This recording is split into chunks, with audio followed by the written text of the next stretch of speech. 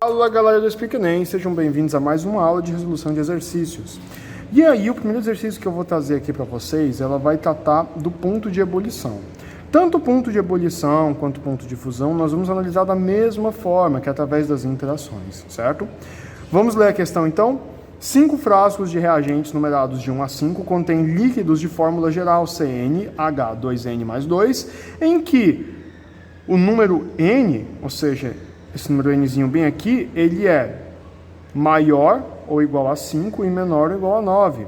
Sabe-se que os compostos apresentam cadeia normal, ou seja, aquela cadeia linear, a mais simples que você conseguir imaginar. E que os compostos de ebulição são dados ao lado. Em que os pontos de ebulição são dados ao lado. Com essa informação, pode-se afirmar que o líquido existente no frasco 4 é. Então, o que a gente vai fazer aqui é basicamente comparar os pontos de fusão e ebulição. Vamos lá, então? Vamos dar uma olhadinha no octano. O octano ele tem 4 carbonos. E como que é a estrutura dele? 4 carbonos não, 8 carbonos. Então, 1, 2, 3, 4, 5, 6, 7, 8. Esse é o N-octano. O N-nonano é como se fosse o octano, só que quando eu terminar de desenhar o octano é só botar um carboninho a mais. E aí eu vou desenhando todas as moléculas para poder entender como que eu vou trabalhar com elas. E o que acontece? Aqui nós vamos analisar as interações. Quem interage melhor aqui, certo? Vamos ver aqui. Quanto mais carbonos eu tiver na estrutura, melhor vai ser a interação. E quanto menos carbonos eu tiver, menor a interação. Veja o que eu fiz.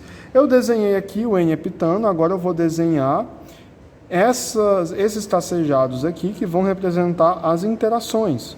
Vejam, agora quando eu for desenhar essas mesmas interações no N-hexano, eu vou conseguir desenhar mais, afinal eu tenho mais carbonos, olha só.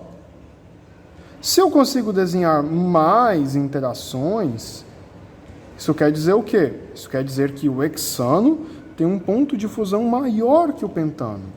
Beleza? E assim vai. O pentano, então, que tem 5 carbonos, ele tem o menor ponto de ebulição. Esse tem 5 carbonos. O hexano tem 6 carbonos, tem o segundo menor. O heptano, que tem 7 carbonos, tem o terceiro menor. O octano, que tem 8, tem o segundo maior ponto de ebulição.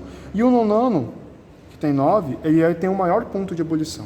E o frasco número 4, vejam que ele é o segundo maior ponto de ebulição, perdendo só para o composto que está no frasco 2, que tem 151 graus Celsius. Isso quer dizer que o composto no frasco 4, ele é o composto que tem a segunda melhor interação. Ou seja, ele é o octano, letra A. Fala galera do Speak Enem, vamos para a segunda questão. Considerando o aspecto da polaridade das moléculas, quais das seguintes o benzeno é menos solúvel? Então isso quer dizer o seguinte, o benzeno vai ser um solvente, vai ser um soluto, na verdade, e essas moléculas vão ser uns solventes. E a gente, para analisar em qual delas vai ser menos solúvel, basta analisar em qual delas a interação ela é pior. Ou seja, quanto pior a interação, menos solúvel o benzeno é nela, certo? Vamos começar então, de trás para frente, analisando primeiramente pela letra E. Na letra E eu tenho o etanol. O etanol ele tem essa estrutura bem aqui. O etanol, como vocês podem ver, tem uma certa parte apolar, que são esses 2 carboninhos aqui. E o benzeno, ele é um composto apolar. Então isso quer dizer que essa parte da estrutura do etanol e o benzeno vão interagir de modo minimamente decente, certo? Ou seja, ele tem uma certa solubilidade em álcool. Na letra D, eu tenho quem? Eu tenho metanol. Vale a mesma análise, basicamente. No caso, considerando o aspecto da polaridade, apenas o aspecto da polaridade, a gente também tem que levar em conta que existe uma certa polaridade entre essa estrutura polar, bem aqui, e o OH. Certo? E essa polaridade, ela é um pouquinho maior já no etanol. Não, no metanol, que é esse composto aqui. E aqui ficou faltando 2 hidrogênios. E o que acontece? Nesse caso aqui,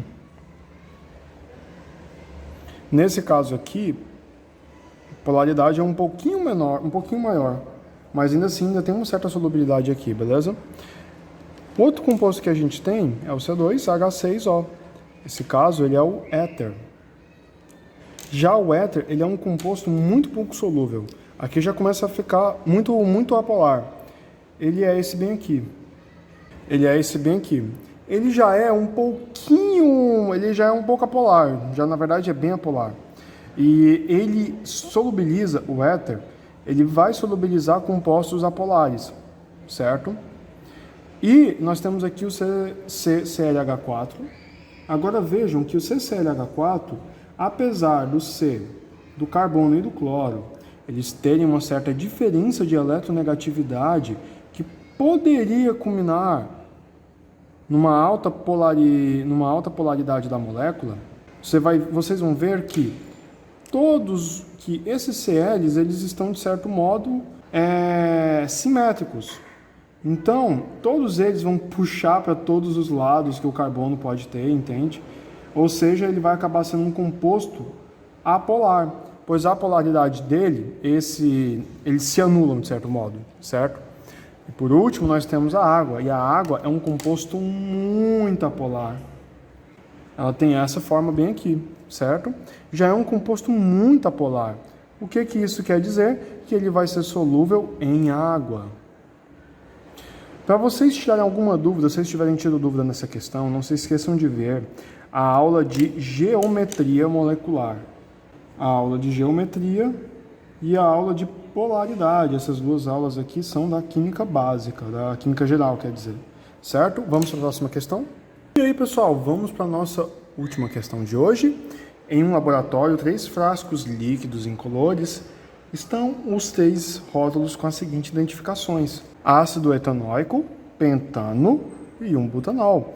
Para rotular corretamente os frascos, determina-se para esses líquidos o ponto de ebulição sobre um ATM e a solubilidade em água, S, a 25 graus Celsius. E aí nós temos o líquido, o ponto de ebulição e a solubilidade.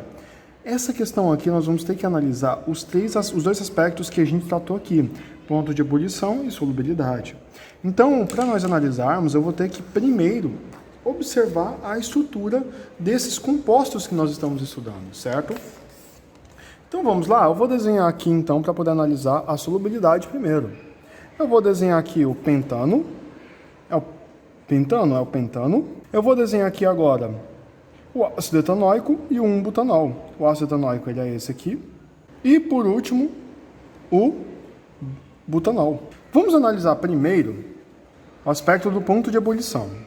Quando nós formos observarmos o ponto de ebulição, vejam o seguinte: nós temos um composto que tem um ponto de ebulição bem baixinho e outros 2 compostos que têm um ponto de ebulição quase iguais.